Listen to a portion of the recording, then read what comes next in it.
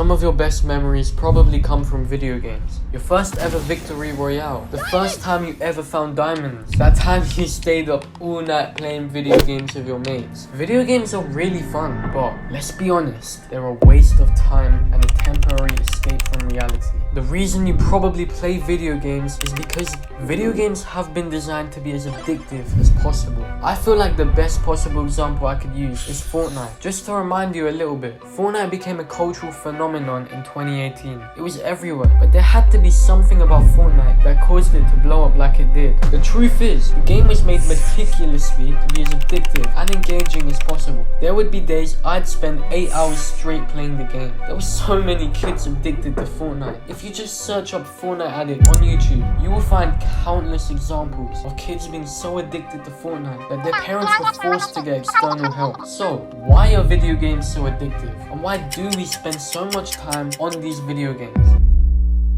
Games are intrinsically an alternate reality learning experience designed to induce a flow state. This quote probably does not make a lot of sense, but in simple terms, this quote from Dr. Chuck Clanton, a game designer, says that video games are designed for the user to enter into flow state. Now you might be asking, what is flow state? Flow state is when you're so absorbed by a task that your attention is completely held by it and you lose your sense of time and consciousness. Many athletes call this being in the zone. This in itself can explain why you often find yourself spending 4 hours on a game without noticing so much time passing. And the unfortunate reality is that game designers know this, and they intentionally design the game so that users are seduced into flow state, making the company millions of dollars while you're left hooked to the game and unable to quit. You see, gaming often releases lots of dopamine, which is the feel-good hormone associated with pleasure. In simple terms, gaming feels good, so people do more of it to keep feeling good. Video games achieve this in many ways. One way they do this is by manipulating your innate desire to level up and achieve. When you make progress in video games, you release dopamine and are therefore encouraged to keep going. The issue with this is that video games are not real, and so you're earning rewards in a virtual world which realistically don't mean anything. A victory royale feels good, but think about whether it actually means anything. Getting immortal in Valorant, again, doesn't exactly mean anything, but striving for these meaningless achievements leads you to becoming hooked to these games. Achievements in the real world, such as building an aesthetic body or becoming a millionaire, require discomfort as they are required to delay gratification. But with video games, you remain in comfort while gaining virtual achievements, which releases the dopamine that you release from achievements,